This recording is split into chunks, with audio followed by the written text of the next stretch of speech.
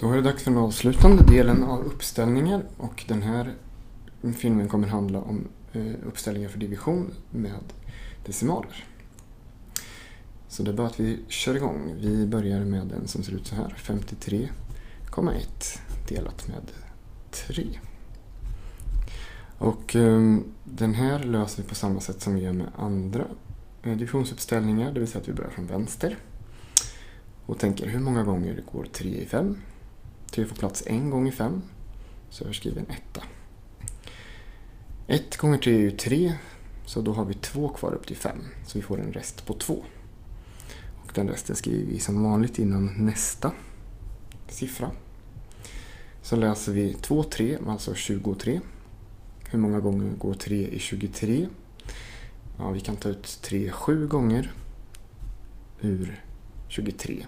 7 gånger 3 är 21, så då är det 2 kvar som vi hamnar innan nästa tal. Och här brukar jag tycka att det är bra att vänta med att sätta ut kommatecken tills vi är klara. Vi ska strax se varför. Så vi läser hur många gånger går 3 i 21. 3 i 21 går 7 gånger och det är ingen rest. Så då är vi nästan klara, men nu ska vi sätta ut ett kommatecken. Och då så ska vi se till så att vi har lika många decimaler i svaret som vi har i täljaren. Här har vi en decimal, så då ska vi ha en decimal även i kvoten.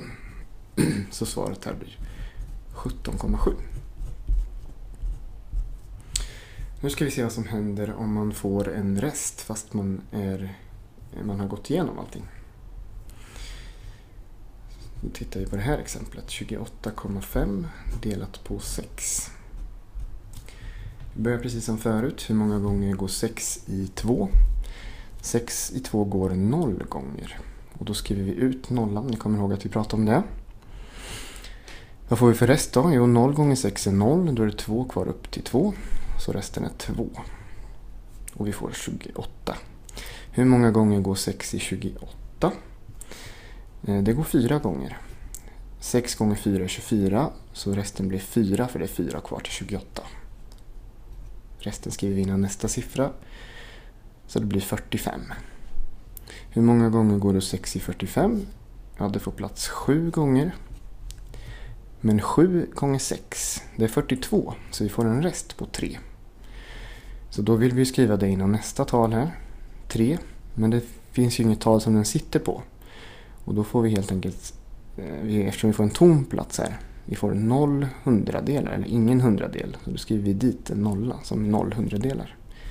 28,50 är ju samma tal som 28,5. Jag kan skriva det här nere.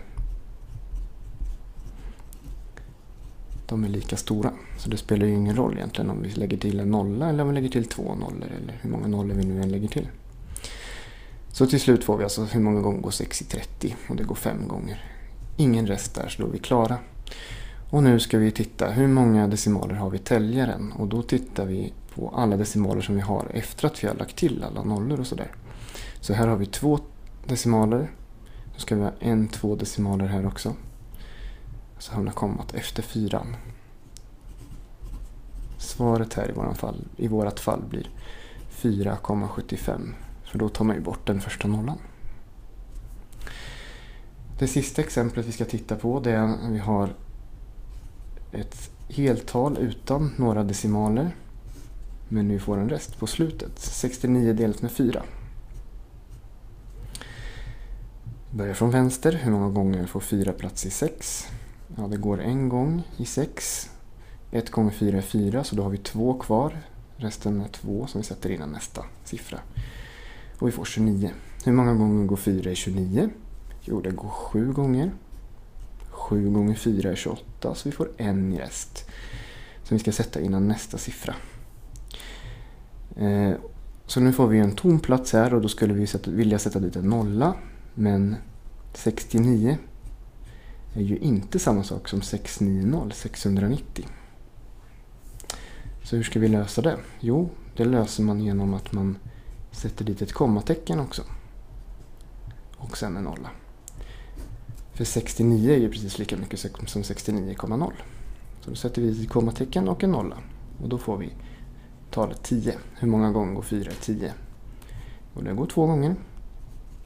2 gånger 4 är 8. Det betyder att vi har 2 kvar upp till 10 så vi får en rest igen, 2. Och precis som här i föregående exempel så kan vi sätta dit en nolla till. 69,00 är lika mycket som 69,0 eller 69. Så då får vi talet 20 här. Hur många gånger får 4 plats i 20? Jo, det går 5 gånger.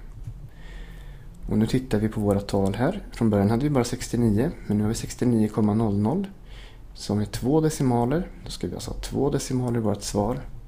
Svaret blir då 17,25. Och det var allt.